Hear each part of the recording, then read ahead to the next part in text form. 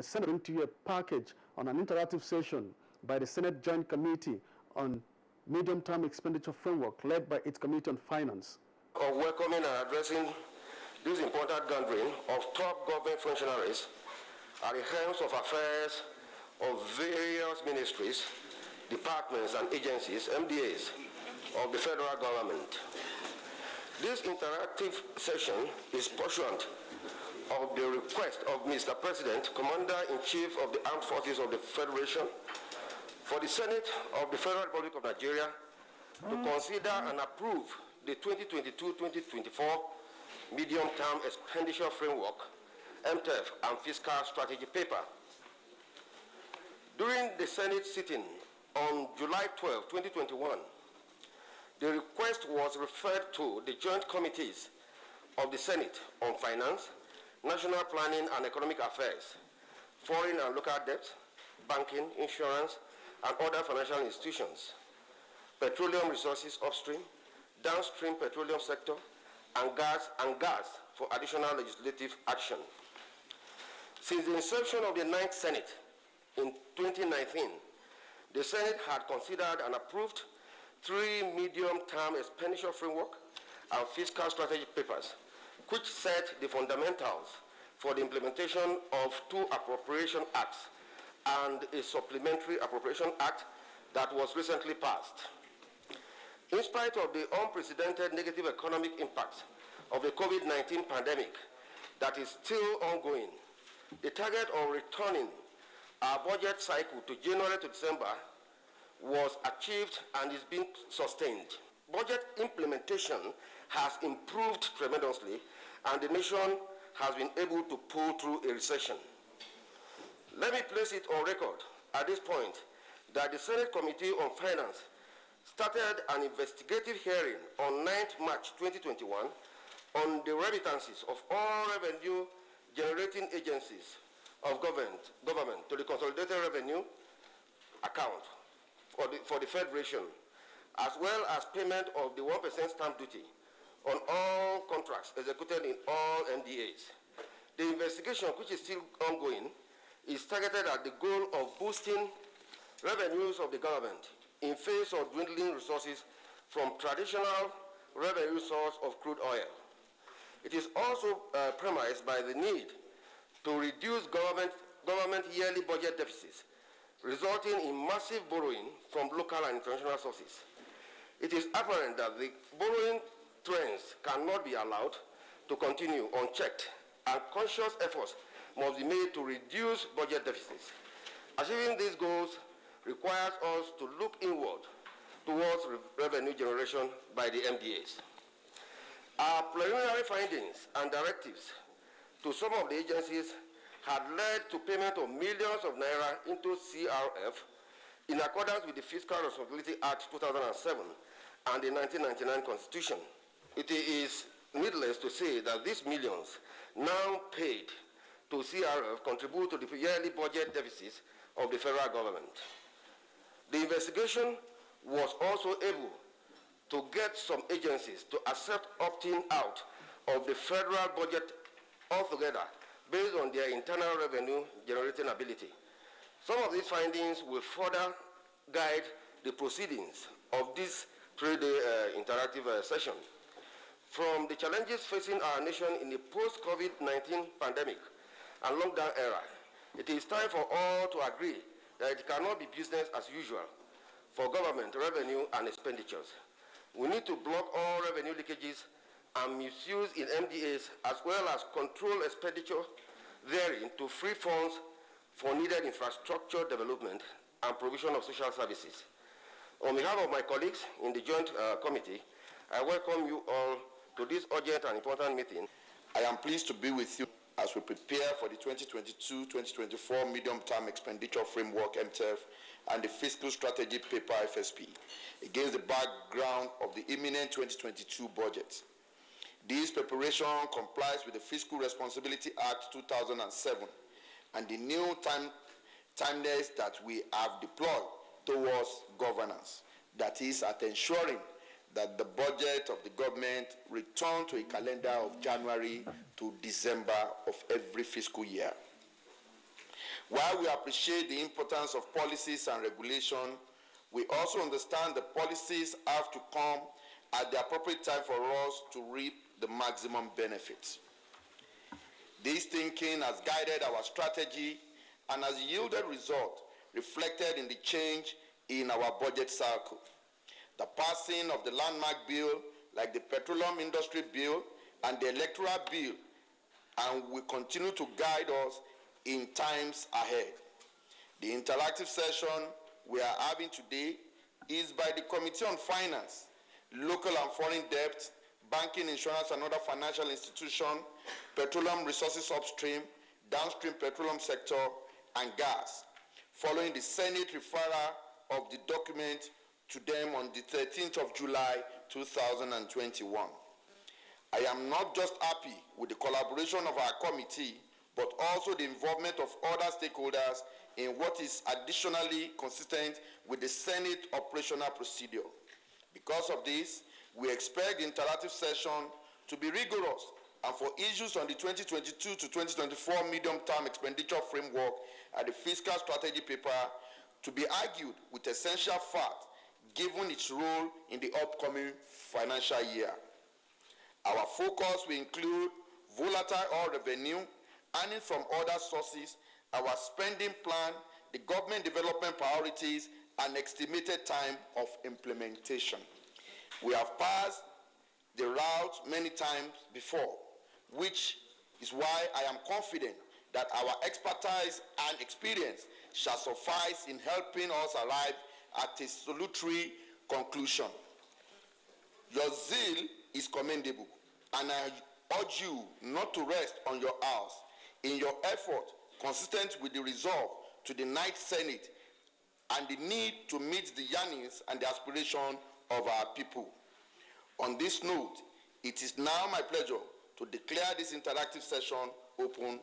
In the course of our interactive session with the various revenue generating agencies some time ago, we discovered that there are so many leakages, revenue leakages. I want to urge all of us to work on these leakages. Because at the end of the day, as I've been pointed out several times by several people concerned Nigerians, we need these revenues. We need these revenues to minimize our level of borrowing. Okay? Secondly, and very importantly, you also need to embark on various cost control measures. Quite okay, we know that some of the cost elements are fixed. Okay, but you need to work seriously on your variable cost. And even on the long run, the fixed costs, you can work on them. Because as is always said in economics, on the long run, all costs are variable. You can work on your cost component, on your fixed cost components.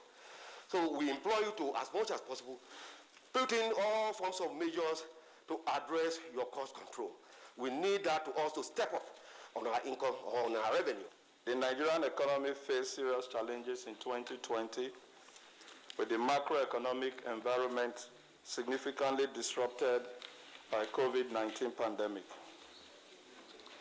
Crude oil prices declined in the world market, with Bonny Light crude oil price dropping from a peak $72.2 per barrel on January 7, 2020 to below $20 per barrel in April 2020. Crude oil prices have, however, back to the pre-lockdown levels at about $70 per barrel. The Nigerian economy lapsed into recession in Q3 2020 after 2 successive quarters of negative GDP growth, but promptly emerged from the recession with a positive 0.11% GDP growth in Q4 2020. The economy sustained the recovery with a Q1 year-on-year GDP growth of 0.51% and a Q2 of 5.01% to consolidate the exit from recession in Q4 2020, which has been helped by the easing of COVID-19 induced restrictions on economic activities. The growth was mainly driven by the non-oil sector, which rose by 0.79% year-on-year, masking the deterioration in the oil GDP, which was by minus 12.65% year-on-year. The growth in non-oil GDP was primarily driven by telecommunication and transportation sectors, which recorded 78.19% and 76.8% year-on-year growth respectively. Other non-oil performance include trade, 22.5% year-on-year, water supply and waste management, 18.5%, ICT 5.5%, and human and health services 4.9% year-on-year growth rate. The persistent rise of inflation halted in April 2021 after 19 consecutive months. From a 4-year high of 18.17% in March 2021, the Consumer Price Index, which measures inflation, moderated for the 3rd consecutive month to 17.38% in July 2021, with the downward trend expected to continue in August. High unemployment, underemployment rates have implications for poverty incidence in the population. The NBS latest estimates are unemployment at 33% and 40.1% of the population, which is 82.9 million people in extreme poverty. The IMF recently revised its forecast for global economic growth in 2021 to 6.0%, after 3.5% decline in 2020. Global economic growth is projected to moderate to 4.9% in 2022.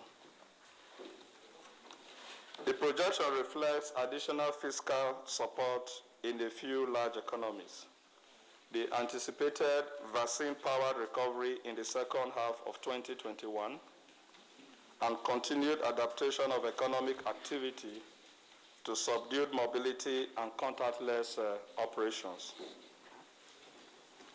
Nigeria continues to be exposed to risk aversion in the global markets, which will put further pressure on the foreign exchange market as foreign portfolio investors are yet to return to the Nigerian market. The situation is compounded by sustained perceptions about overvaluation of the Naira despite recent adjustments by the Central Bank of Nigeria.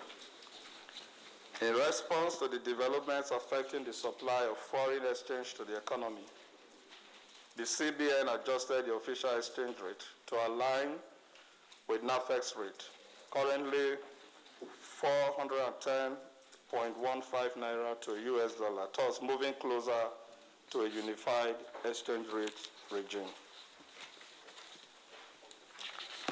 On the Federation revenue performance, the overview, these figures are from January to June, that's half year. The gross oil and gas revenue for 2021 was projected at 5.19 trillion. As of June, 1.85 trillion was realized out of the prorated sum of 2.59 trillion.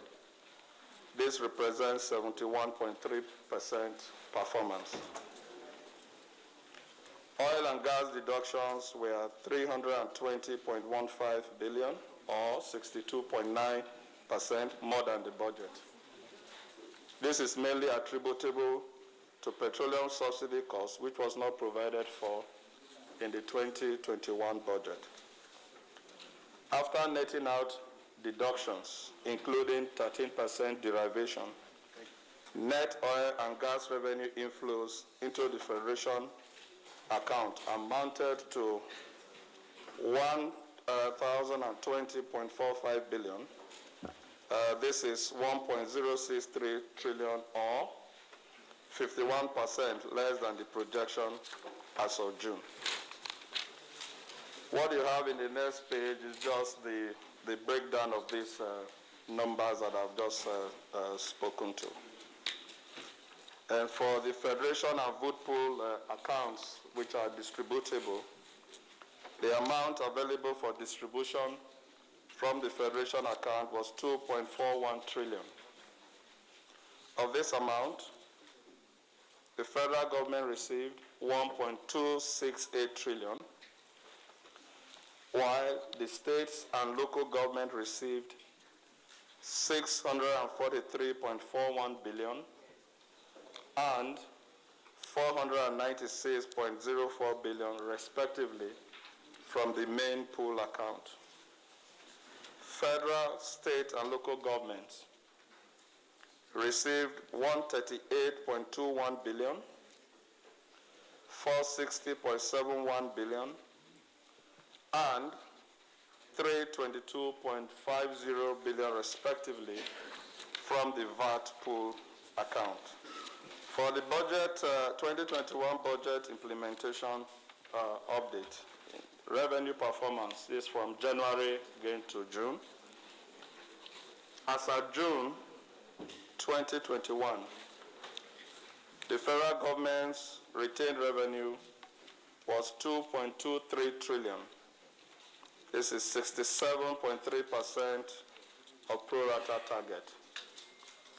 The federal government share of oil revenues was 492.44 billion, which represents 49% performance, while non-oil tax revenues totaled 778.18 billion, which is 104.5% of pro rata. Companies' income tax and value-added tax collections were ahead of the budget targets with 397.02 billion and 129 billion, representing 116.5% and 108.2% respectively of the pro rata targets for the period. Customs collection was 234.02 billion as 92.1% of target. Other revenues amounted to 922.09 billion, of which independent revenues was 558.13 billion. Again, the next page just shows those breakdown. In terms of expenditure performance, on the expenditure side, 5.81 trillion, representing 92.4% of the prorated budget, has been spent. This excludes government-owned enterprises and project-tied debt expenditure. Of the expenditure, 2.02 trillion was for debt service. That's 35% of FGN expenditure. And 1.795 trillion for personnel costs, including pensions. That is 30.9% of federal government revenues. As at August, 1.3 trillion, that's 84.7%, had been released for capital. You will recall that we did submit a supplementary budget, and the approved supplementary budget summary is this: revenue, as for the 2021 supplementary budget, 135 billion. Special funds account receipts was 135. Expenditure was 982.73, and this is broken down between the recurrent non-debt of 123.33 and then the capital of 859.40. This being financed by 847.73 billion, made up of debt financing of 802.10 billion, and then aids, grants, and restructured loans of 45.63 billion. The 2021 supplementary budget was passed on the 7th of July 2021, Mr. President ascended to the enacted supplementary budget on the 26th of July 2021. Supplementary budget was to address exigent issues in security and health sectors, and implementation has commenced. For the 2022 to 2024 key assumptions and the macroeconomic framework, the key parameters, as well as other macroeconomic projections driving the medium-term revenue and expenditure framework, have been revised in line with the emergent realities. The new figures are as presented, which is for oil benchmark, 2028 was $28. Actual 2028 was $43. For the 2021 budget was $40 per barrel. And then the revised 2021 forecast is still at $40. But for 2022, we're projecting oil bench price of $57 per barrel. Same for 2023, and in 2024, $55 per barrel. In terms of oil production, 2020 budget had 1.8 million barrels per day production, but the actual was 1.79 million barrels per day. The 2021 budget is based on 1.86 million barrels per day. It's still forecasted to remain at 1.86 million barrels per day. But for 2022, there is a projection of 1.88 million barrels per day. 2023, 2.23 million barrels per day. And in 2024, 2.22 million barrels per day. For the exchange rate, you will see that for 2021 revised forecast, we have 410.15. We have kept this constant across the 2022, 2023, and 2024, because like you know, this is very, very dynamic. For inflation, we project that it will continue to trend down. 2021 revised forecast is 15%, 2022 13, 2023 11, and 2024 10%. For the nominal consumption, we see an increase in 2022 to 149.40 trillion, and then on our upward trajectory for 2023 and 2024 up to 179,638.41. The justification for the oil price and production assumptions. The realities of 2021 portend sustained OPEC supply cuts, ongoing vaccination, and rebounding global GDP led by emerging economies. So in consultation with NNPC and other stakeholders, our base oil price scenario in the medium term is $57 per barrel for 2022, same for 2023, and then $55 per barrel for 2024. And this is premised on the averages of leading forecasting institutions, factors affecting market fundamentals, global economic recovery, plans by governments, and market sentiment. Although Nigeria's total production capacity is 2.5 million barrels per day currently, current crude production is about 1.4 barrels per day. This is slightly short of the OPEC plus quota, and an additional 300,000 barrels per day of condensate, totaling about 1.7 million barrels per day. The Energy Information Administration expects that global oil production will increase to match rising levels of global oil consumption.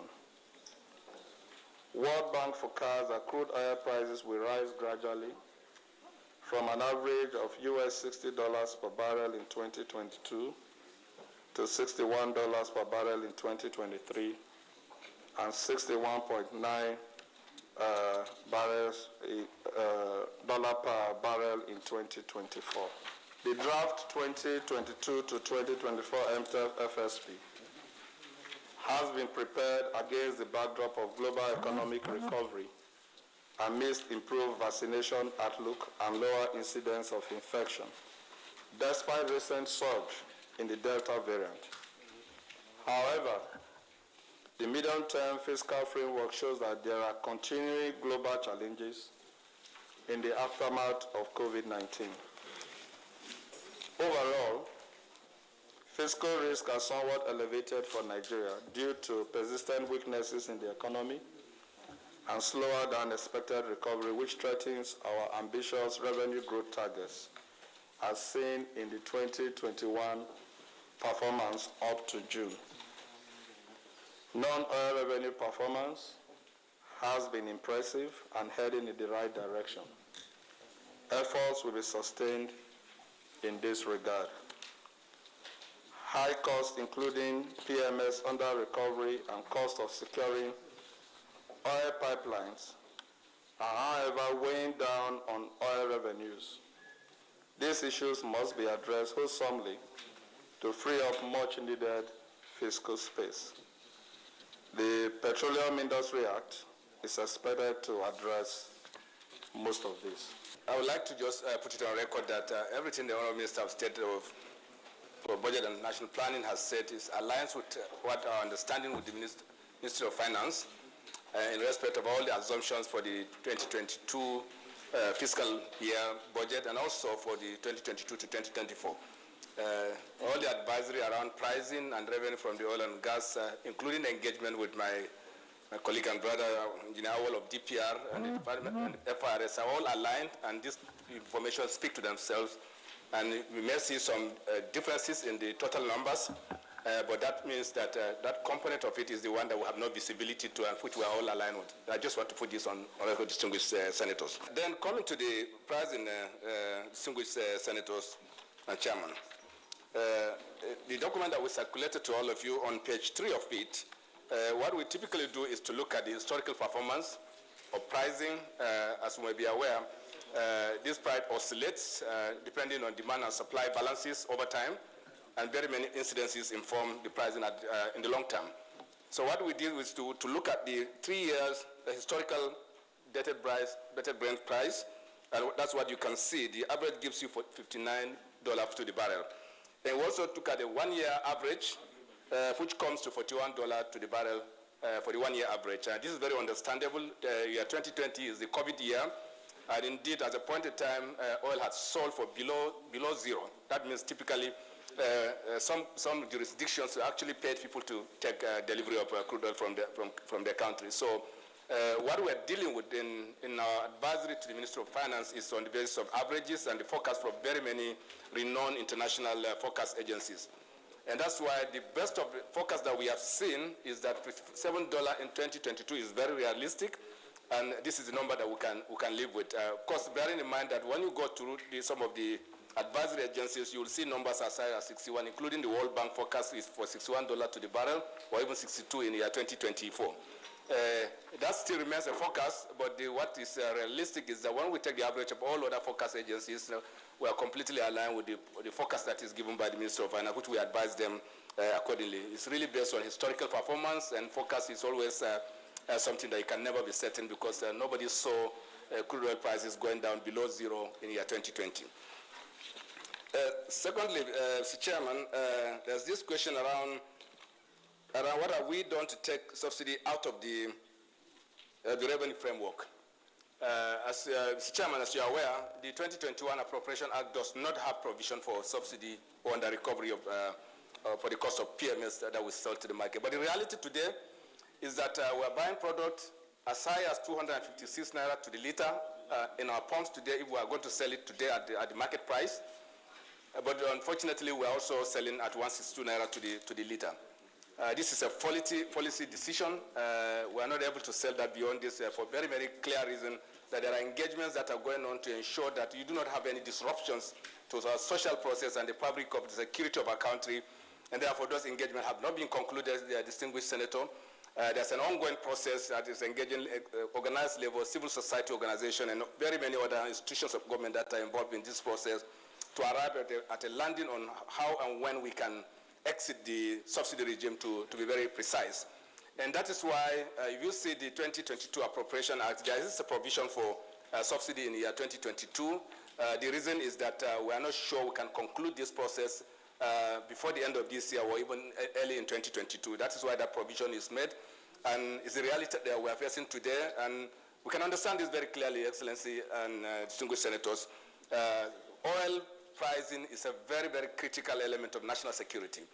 And as we all may be aware, during the NSAS events, some of us may be aware that, it has really some linkage with the price of petroleum until the matters were resolved. So it is an engagement that is ongoing, distinguished senators.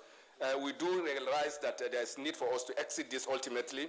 The Petroleum Industry Act has made provision for an ultimate exit from this subsidy environment, but that decision has not been made, and there's going to be an implementation process under the PIA, which the National Assembly graciously passed as a bill of the National Assembly. So we're working on it, distinguished senators.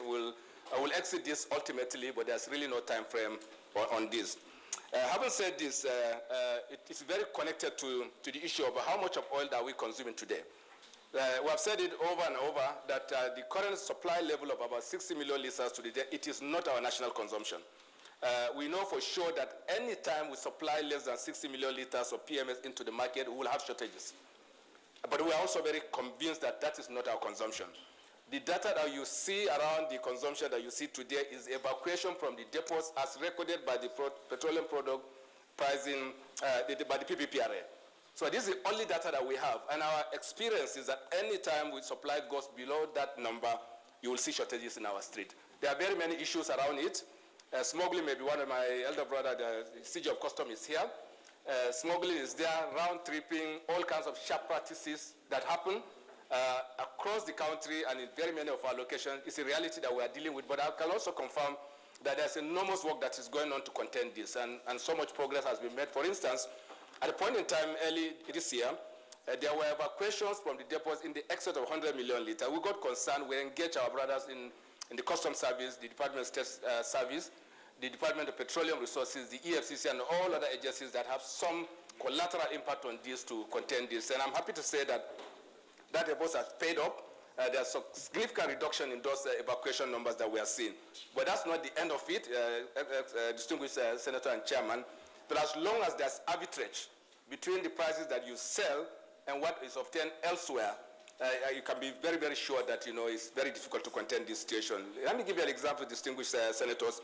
If you are selling at 162 naira to the liter, anyone that buys from you today can actually take it back to Rotterdam where it is purchased, and you will still bring it back and make money out of it.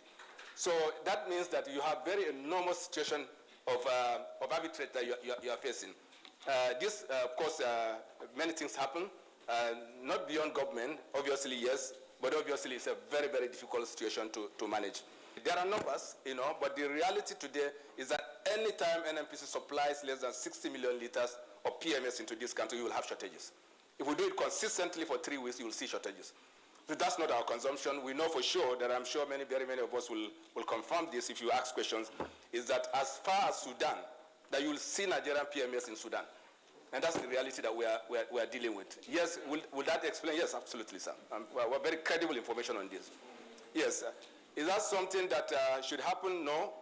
Would it happen? Absolutely, yes. Because when you sell at 162, and you have countries where the sell cost is around 500 naira to the liter, there's every incentive for you to come and buy from here to those locations. And it's also very understandable, Honorable Chairman. First of all, when you want to import petroleum products, you must raise foreign exchange. Very many of our neighbors, even distant and near, are actually challenged around ability to raise foreign exchange. And this probably, that's one major reason that is informing people resorting to having supply from us. Can we stop it? Yes, it is, because as long as we're able to manage the arbitrage properly, and I think one day we'll get out of that situation. But the reality today is what we're dealing with is the fact that there's an extreme arbitrage that is existing that is difficult to contain because of very many challenges, social and otherwise. And of course, to just put it bluntly, is that when you have a delta of 100 naira to the liters, you can practically compromise anything. I think let me just put this bluntly and truly so. And then the question around OPEC quota issues, below quota. Distinguished Chairman, you recall that last year, during the COVID-19, we were forced as a country and the whole global oil and gas community to reduce production because there is no market for it. And that lack of market resulted in some countries selling oil at below the market, below zero. And even in our country here, there's a point in April where we sold our oil at less than $10 to the barrel. And obviously, the market, demand and supply is everything in this market. We decided to join the OPEC resolutions that allow us to cut down the production to a level that we can manage the pricing in the market. We're still within that ban. There are steps that are being taken to come back to normalcy. But one thing also with oil and gas production, when you shut down oils, Engineer Howell is here, when you shut down oil, you are not sure they will come back when you decide to bring them back. And that's really what we are facing. Even to get back to the OPEC level, the Department of Petroleum Resources has actually authorized anyone to go ahead and test the ability to come back to pre-COVID situation. But that that takes time. It's a gradual process. Of course, that's also complicated by the realities around the safety and security of our assets. There's a huge problem around vandal action, stealing of crude oil along our pipeline, and many, many losses that we suffer. This accumulate to make it very difficult for us to go back to pre-COVID level. Chairman, I can inform you that during the COVID situation, without doing anything, without putting any extra effort, our production rose from around 1.8 million barrels to 2.49 million barrels per day in one day, but precisely on the 17th of April. I will confirm this. That means that if nothing happens to this pipeline, if there are no disruptions, that our capacity to produce is currently at about 2.5 million barrels per day. This is very attainable. Engagements are ongoing with the respective security agencies to make sure that we can contain the incidents of vandals and our ability to come back and restore operations. In 2022, we are projecting 1.88. And in 2023, we are looking at 2.23. A difference of almost 500,000 barrels. What are those things, the expectation that you are looking at that can achieve that set target by 2023 from 1.88 to about 2.23? And secondly, the second one I wanted to clarify is between the Ministry of Finance and the NNPC. In 2021, there are no subsidy. And petroleum pump price per liter is 162. It's sold at 162, and importation is 250. How do we provide for that gap in 2021? In 2020, we are able to raise our production to 2.49 million barrels per day without any effort. So that means the capacity to produce is there. All we need, if we don't do anything today, we can easily attain the 2.3 by just ensuring security of our assets. And that's why we're very comfortable that projecting 2.3 in 2024 is very, very realistic, because in the sense that we know that the OPEC arrangement has timeline. We'll exit the current arrangement in 2022, and we don't think it will be renewed. And therefore, if it is not renewed, we'll come back to our pre-COVID abilities to produce. And that's why we allowed the 2.3 to stay. Secondly, on subsidy for 2021, for us in the NNPC, we are by law required to provide petroleum, motor spirit or PMS or energy for this country by law. So not doing it is a breach of the law, Mr. Chairman. And therefore, we have an absolute responsibility to do this. And that's why there's this distinction between, they mean the same thing, subsidy and under recovery. For us, we have resources that in our hands that we procure from the Federation, and we should be paid for it. But because we cannot afford it, then we are not able to recover our full cost, and therefore we transfer this cost to the Federation. And therefore, with or without any provision, there's an absolute necessity and responsibility for the NNPC to do this. And that's why we continue to supply PMS into the Nigerian market at sub-market prices, and of course sub-market prices at the pump. And what we have to do is to come back to the National Assembly as a matter of process to make sure that we have probably a post-mortem endorsement of this. That's a process that is going on, but the reality today is that we are not able to recover our full cost. And by law, Mr. Chairman, by law, the law requires that NNPC returns to the Federation the total value of any resources that is in our hands, net of our cost. So ordinarily, we'll say this is okay, but we have been a very transparent company. We are coming back to the National Assembly to present this with the Ministry of Finance. And for 2022, it's very obvious that we made provision. By no means is sufficient. If you look at today's number, it's still low of averages. That if you look at today's prices, obviously the provision that you see in the MTF that you are seeing is not sufficient to cover today's cost. But we also know that the price will normalize. It will come down to a level where the provisions that is made in this document very possible. In 2021, if you have made this serious effort, petroleum, motor spirits to the Nigerian people, don't you think this idea will affect the distributable income available for distribution among the three tiers of government? If it does, how do you get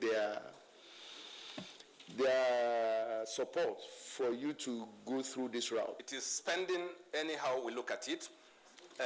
When we pay below market for the price of commodity that we consume, you are literally spending on behalf of all of us, Mr. Chairman. This is really what is happening. And therefore, the alternative is to sell at market so that those net revenues become available so that we can put it on some other obligations, including building of infrastructure, hospitals, and so on and so forth. The alternative is to do this.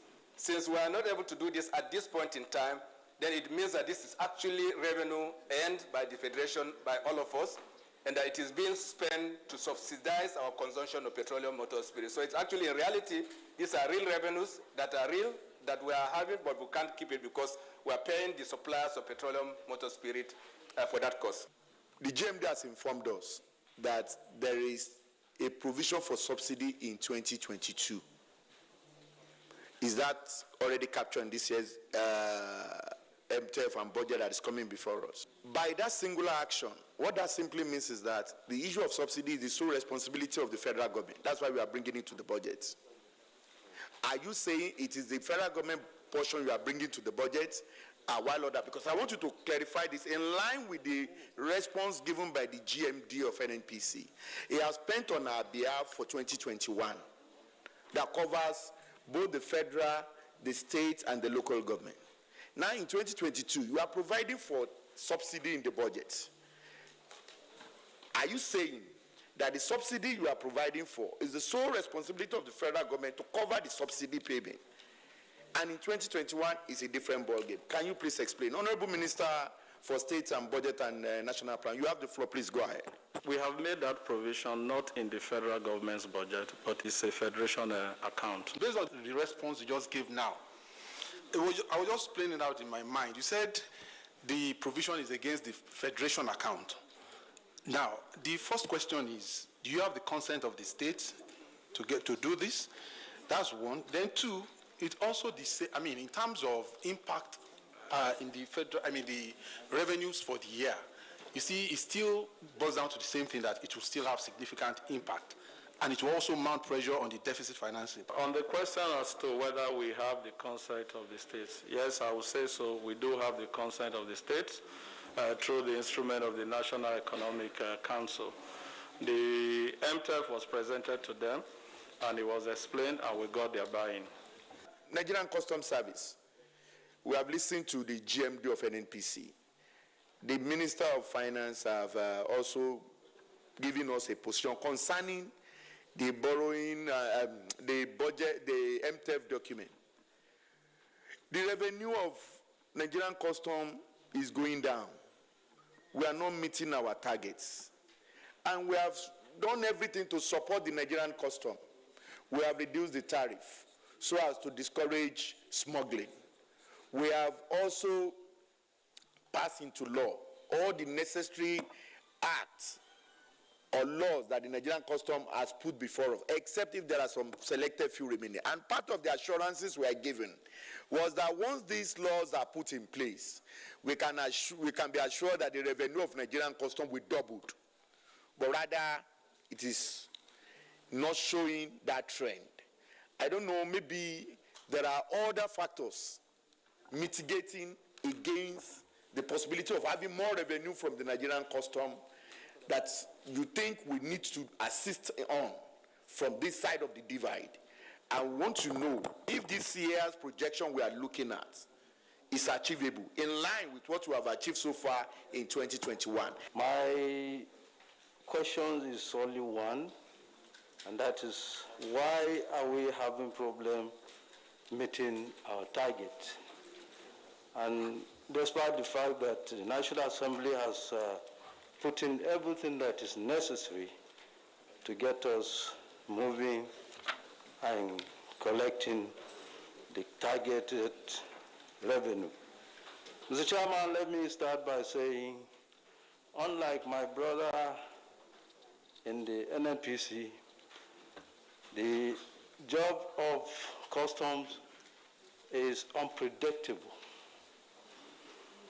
We rely on the market forces that drives the import of items into Nigeria.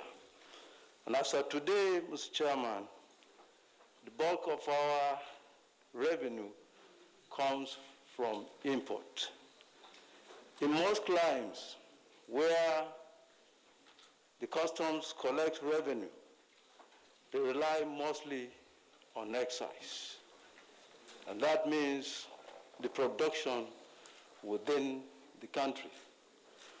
Today in Nigeria, as you know very well, Mr. Chairman, the only excise we are authorized to collect is on tobacco and alcoholic beverages.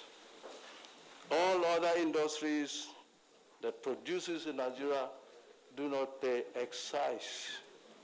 And therefore, we narrowed ourselves to that unpredictable ground where we don't have any control as regards the influx of import. And therefore, we are therefore vulnerable to the fact that we can only act with what has been imported. And 2021, we are in fact grateful to God that in 2020, despite the COVID-19, we realized an upgrade with regards to the revenue. And as then, we were able to garner total collection of about 1.5 trillion. And as of today, Mr. Chairman, in the first 6 months of this year, 2021, we were able to make 1.02 trillion. So it then means that we are realizing steady growth in terms of total collection of our revenue. And it is our belief, Mr. Chairman, that if the trajectory continues at this level, then the chances are that we will be collecting at the end of the year an amount to about 2 trillion or 2 trillion plus. That is attributed to the fact that as COVID is subsiding, the market is opening, people are importing. But we do not, and I want to say this, looking far to the future, the issue of import should not be the basis of our revenue collection. We must encourage our own production within the country and therefore expand our excise base. Today we have sung this song several times, that we are supposed to be collecting excise on carbonated drinks. The issue, the policy of government is to reduce the consumption of items that are injurious to our health. And that is why alcoholic beverages are being taxed, and we are collecting excise. Tobacco, we are collecting. Today, Coca-Cola is produced in Nigeria and paying no excise. It's only in Nigeria that you find Coca-Cola products and they're not paying excise duty. All other carbonated drinks are also injurious to our health.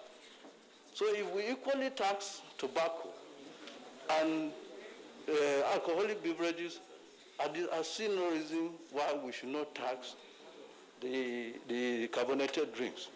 We have said this for the past 5 years I've been on this seat. And up to today, we have not been able to get it through. Why? The reason why, I don't know.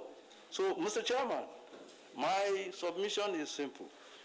We will continue to rely on the unpredictable atmosphere to collect as much as we can, but for us to be precise and more predictable, I think we must pay more attention to our industries and extract excise from them. That will be more predictable and much more realizable. And of course, for every import duty we collect, we are, as a matter of fact, encouraging other countries to produce. For every import that comes into our country, it is our money that goes out to finance those factories and give jobs to their own people. Whereas in our case, we are not producing.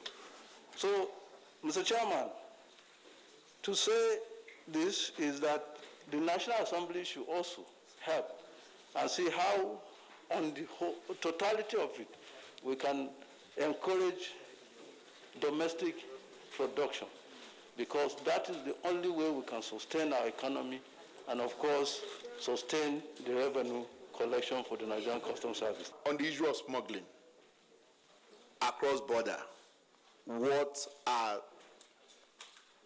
those things that the Nigerian Customs have put in place to stem the tides of smuggling? 2, expansion of scope of business. I am fully aware that there are attempts to install scanners in our various ports across the country. What is the situation with that aspect of scope of work of the Nigerian Customs in trying to install scanners? 3, underpayment of custom duties on imported goods.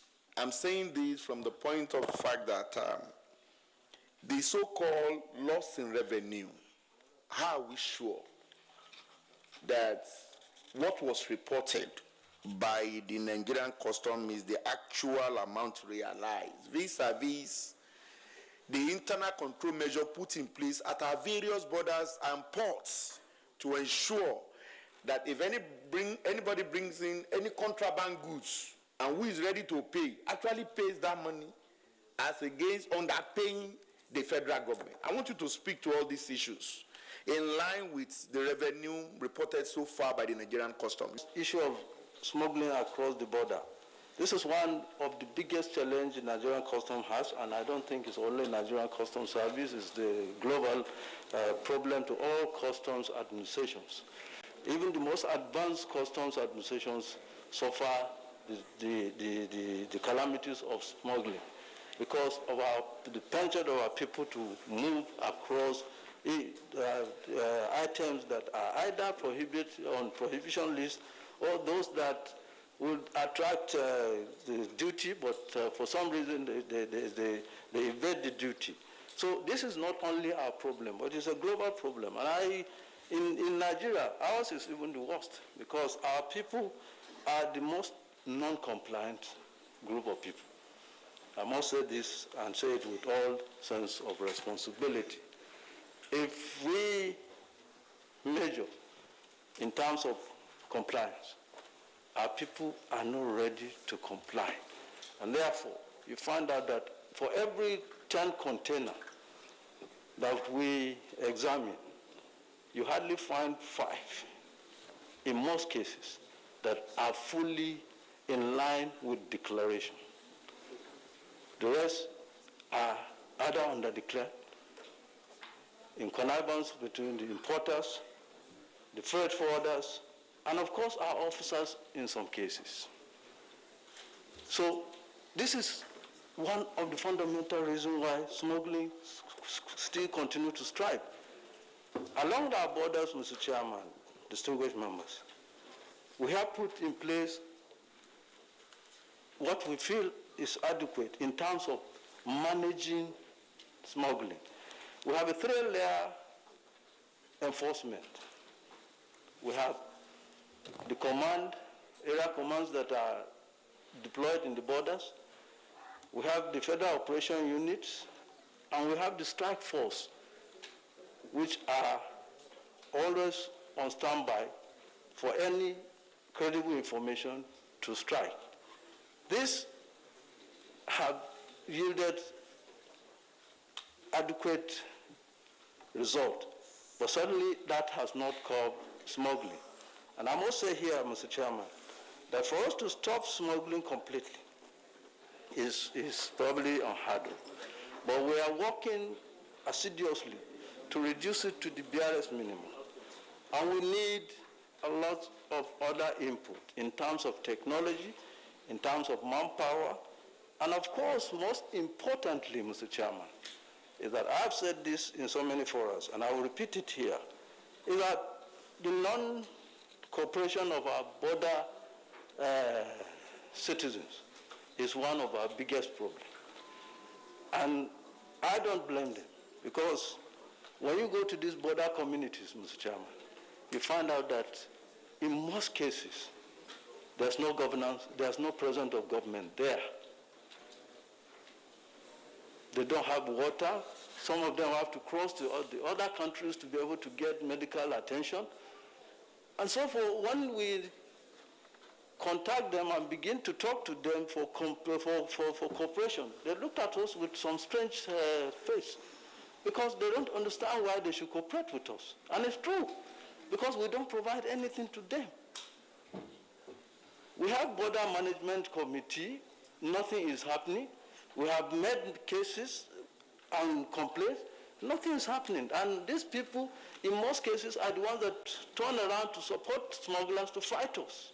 In a nutshell, it must be, all hands must be on deck for us to be able to reduce smuggling at the border. What that means, the communities living along our borders must be brought into this government. They must see the reason why they should support government agencies in fighting smuggling. Because in most cases, the smugglers have money, they give them job, because yes, they employ them to go and move rice or whatever it is across the border, and they pay them. That's their employment. And you are now saying they should not support those people. It's almost impossible. So we need to do something. And I hope the National Assembly would come up with something that is credible for us to work on. And I'm challenging the National Assembly to also work out something that will help us fight. It's a way of life for some people.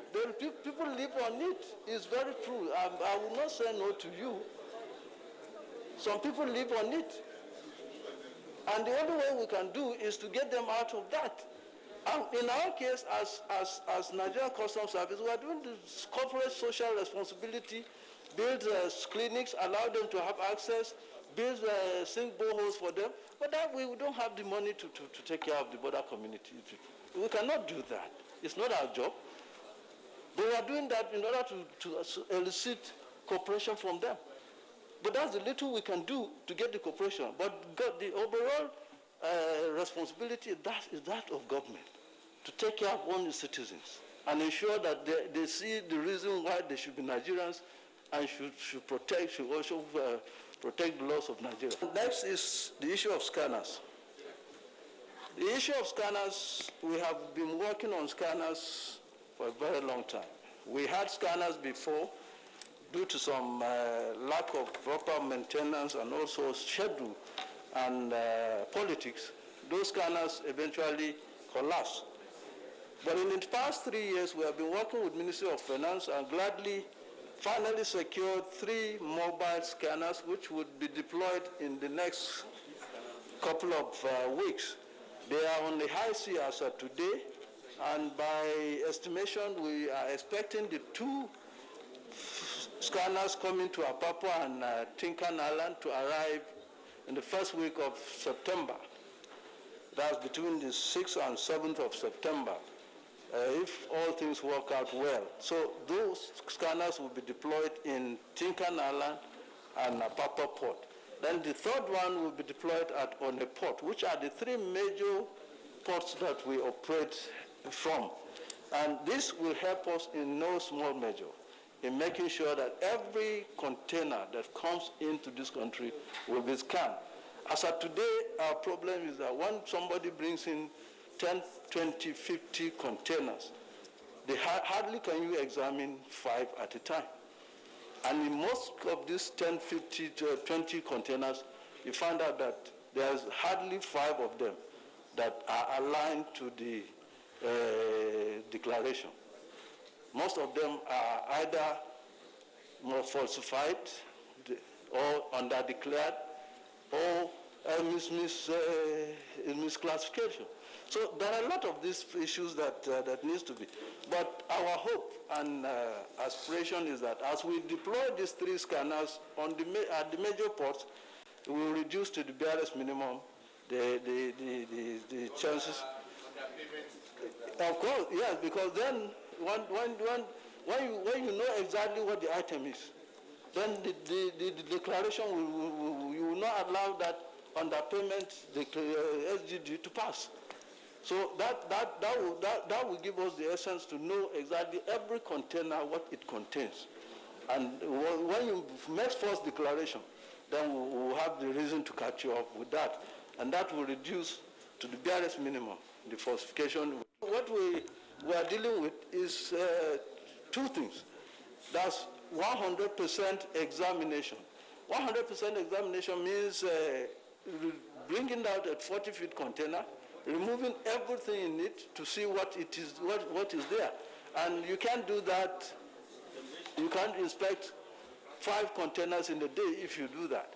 But if you have a scanner, you can run down 200, 300 at a go. And all you need to do is store the reason, and the analyst will do the analysis and they tell you what it contains. And most of these are the high definition scanners. There's nothing that they cannot pick up as long as it's in that container. So our hope is that when we deploy this, we'll be able to reduce to the barest minimum. And of course, with the chairman, you also know that we are working on the e-custom. The e-custom is going to provide us with 135 scanners, which will be deployed along our land borders, sea shores, and also airports. And that by the time we finish this, then we can be rest assured that we'll have 100% examination of every item that passes through our approved ports, including, with due respect, ladies' handbags. Because in those bags, one small bag can carry a diamond that is worth millions of naira. And now, one of our biggest problems, because we don't have the scanners, if you tell a lady, open your bag, it's like you are embedding into our own privacy. But with the scanner, all we say is push it through the scanner, and then the scanner will tell us what it contains. And with that, we'll be able to pick up some of these revenue leakages that are happening. Then, Mr. Chairman, that dovetails into issue of the underpayment. Underpayment comes as a result of falsification of entries.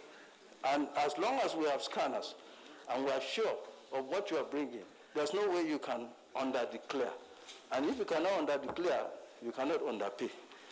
So our hope is that scanners, as we go along, will be one of our most important technology that will reduce to the barest minimum the essence of smuggling that goes through our approved ports. Again, there are smugglers that go through other routes. And those ones will have to come up with measures jointly to fight those ones. I think that we should be careful about the way we are pushing the issue of the excise duty relating to carbonated drinks. And I explain, it's a catch-22. You see, we're at a stage where the industries in the country are struggling. Now, equally, disposable income too is at almost a very low ebb right now. Now, you don't want to create a situation where people's ability to produce is kind of reduced. And at the same time, I'm mindful of the health consciousness that you are bringing about. But please, note that the people who drink this thing the most are younger people, and they still have the energy to burn out these things. You understand? So the older people that are drinking, perhaps they should be guided, rather than, bringing about a punitive thing that will slow down production. So I just want us to be careful. It might not be the right time to do this. The younger people are catching diabetes too. And it's as a result of high consumption of sugar. And for a bottle of Coke, if you get the statistics, and if I'm right, minimum sugar is 6 cubes of sugar in that bottle, one bottle. And if you allow people to continue to take that because they have energy to burn it, it will begin to accumulate, and it gets to a point whereby, I'm not a medical doctor, but I have also spoken to the medical doctors. It will accumulate to a point that it will now become a disease to that person. So while we are looking at the health sector also, Mr. Chairman, we must also look at the economic sector. Is there anywhere in this country, I stand to be corrected, is there anywhere that Coca-Cola produces and not paid excise? Coca-Cola produces virtually all our bottled drinks in this country, from Sprite to everything, and they pay nothing. In Benin here, if you know how much they pay, there's nowhere in the world that they don't pay. So let's not look at these small industries as this thing. We can do exemption when it comes to this, but in actual sense, distinguished chairman, I think it is time for us to charge duty on carbonated drinks. We shouldn't shy away. This is why sometimes I have problems, Mr. Chairman. We, the revenue generation organizations, are not forced to keep saying, bring revenue, bring revenue. Awaiting the president to bring the document before us.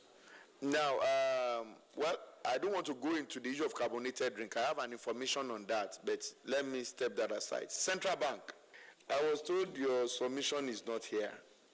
And I believe that you are part and parcel of this. You are even part of the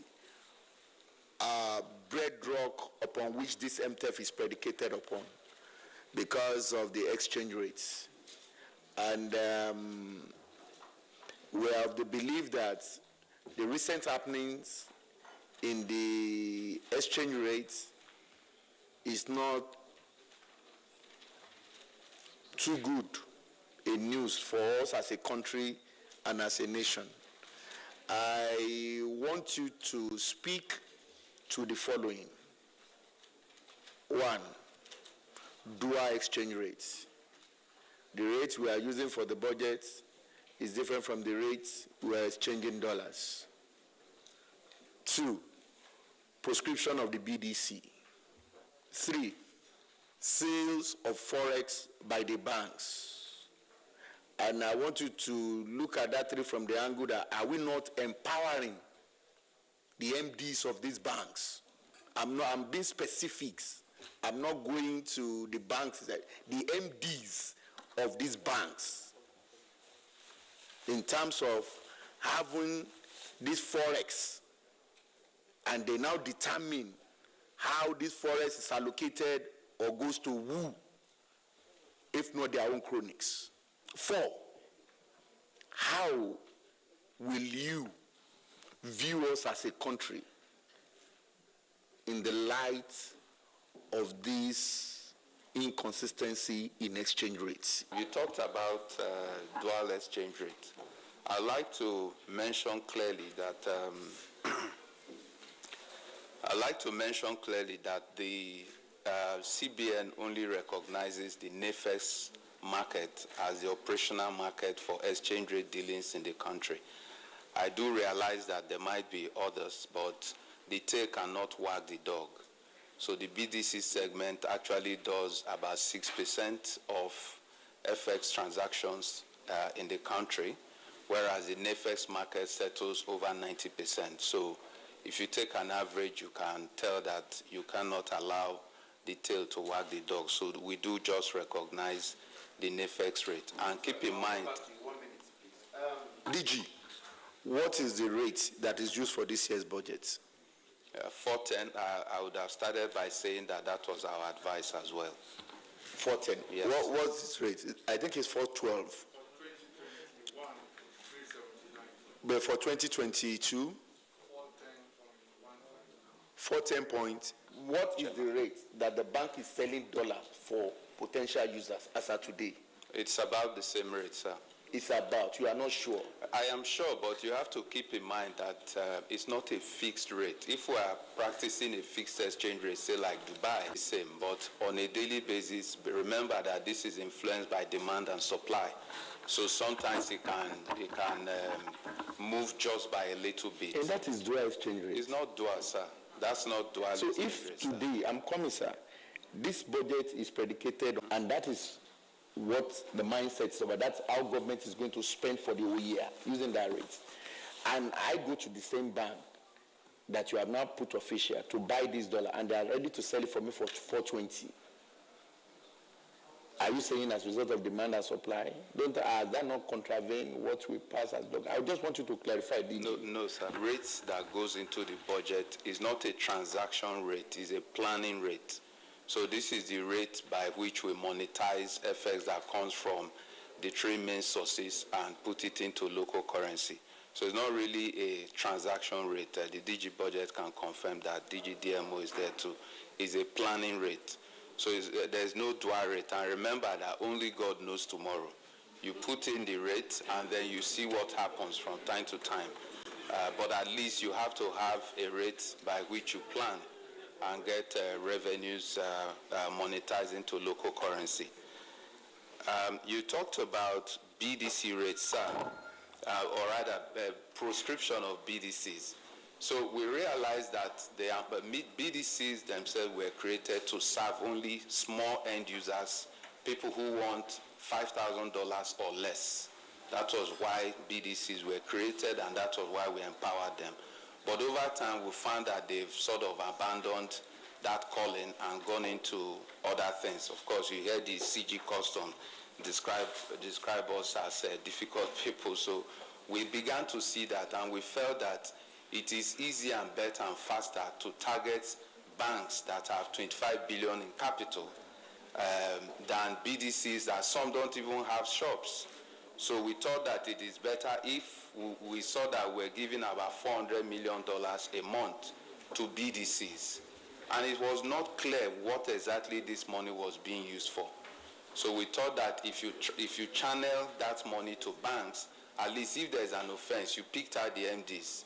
They know they can lose something more important than playing around with tens of dollars.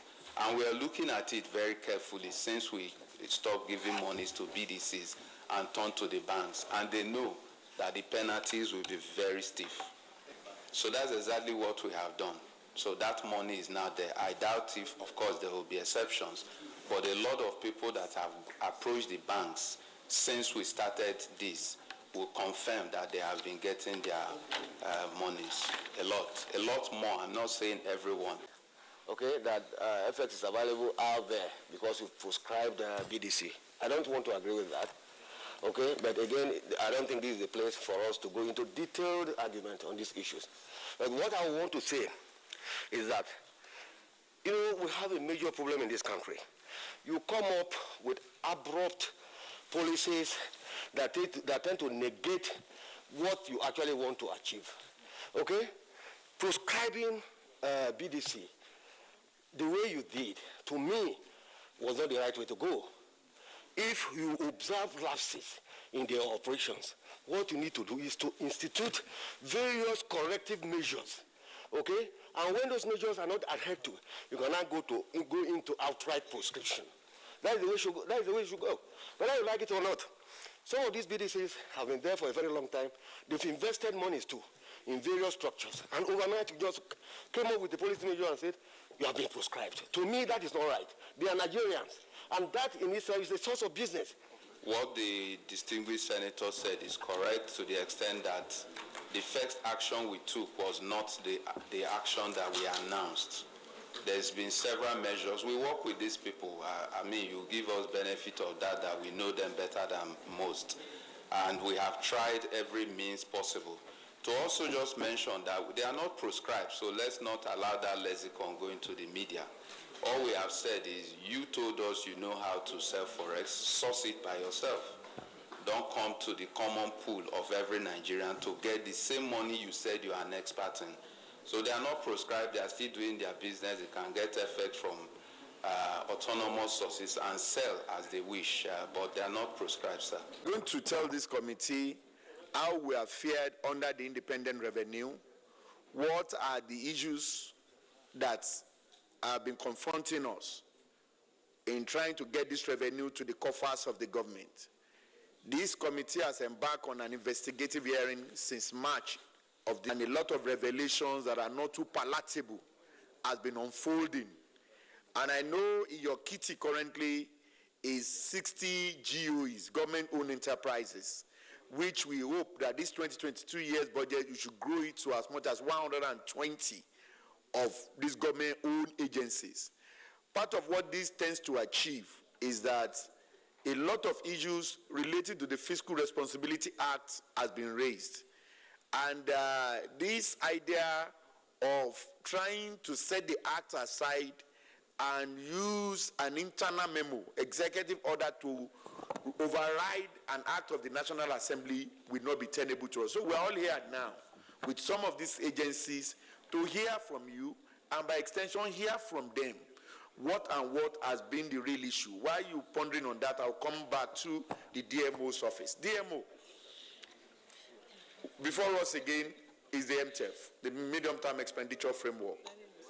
The government of the day has made projection, and borrowing is part of it. Public outcry, we are borrowing so much. We are borrowing so much. And the repayment plan, even though we have been meeting our obligation in paying back, we are paying so much back. What are the real issues? I want you to speak to the borrowing plan of the government vis-a-vis the medium-term expenditure framework that we have before us. And what are those challenges that we have regarding this borrowing and its planning? We've tried to present, do a short, very brief presentation that addresses the borrowing by government in general, the increase in borrowing, and then we talked about what effect that would have on the debt to GDP, as well as the debt service to revenue ratios. We've highlighted those, and then we have some recommendations. We start by saying that borrowing was high when Nigeria went into the first recession, and it was based on the economic growth and recovery plan. We understood that we needed to bring the economy out of recession. But gradually, the level of borrowing started coming down. Not significantly, but at least there was a tendency towards that.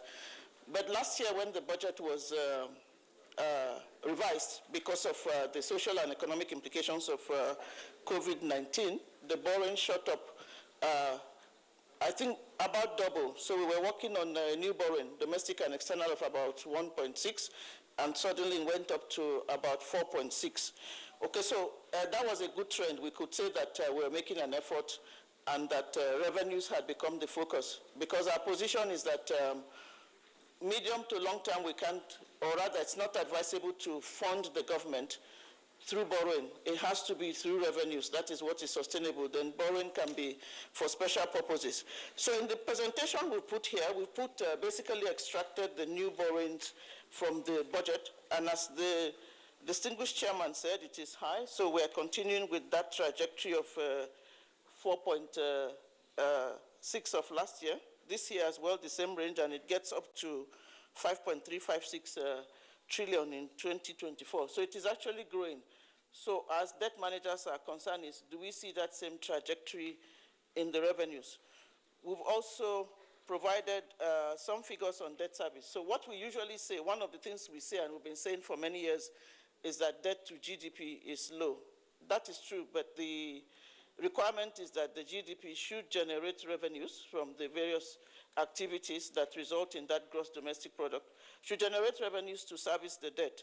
So if we look at the data of some other countries, we will see their debt to GDP is much higher than that of Nigeria. We were at 21.61 as at December 2020 rather. The figure is there in one of the tables. But we find that countries like the US and the UK have much higher ratios, in some cases 80%. But when you get to their debt service to revenue ratio, you will see 10%, at most 15%. So it means the numbers are not adding up here in terms of revenue. So the issue, the recommendation from us really is that we should begin to focus on revenue. We recently, under the new medium-term debt management strategy, we increased the debt to GDP limit to 40%. That's because of all of this increasing borrowing, as well as the promissory notes that are being approved and all of that. But it doesn't really mean we should get to that 40% if we haven't made significant improvements in revenue. Okay, so as the Honorable Minister was presenting, he did say that January to service to revenue was about 34%. What we typically see is that that gets exceeded, and from some of the numbers that are published periodically, 50%, and it exceeds that. So that's not good for any country. So when we say there's a problem, so in our opinion, the borrowing is high, but what we then need to do is accelerate revenues significantly to be able to service the debt. So why is the debt stock growing? It's growing because of these figures. Part of what we say at the DMO is, in each budget, as we have a borrowing figure, by end of the year, the public debt grows by that amount or more, because there's also another route for borrowing through the medium-term external borrowing plan that comes to the National Assembly. So that's why the debt stock is growing, and those are duly approved as provided for in the DMO Act and the Fiscal Responsibility Act. So what is our recommendation, sir? Our first recommendation is that we must do a lot more about revenue. What would increased revenue do for us? It reduces the level of new borrowing required, but it also reduces the debt service to the other point we are saying is if we continue where in some quarters we have debt service at about 80% of revenues, there's a problem. We don't want to get to a situation where debt becomes unsustainable. So we're appealing that we begin to focus on revenues. The other point we have made here, the recommendation we have made here is really that is if we're looking at these borrowings as the borrowings in the budget as a source of 2020 when it was COVID and we got loans from like the IMF and other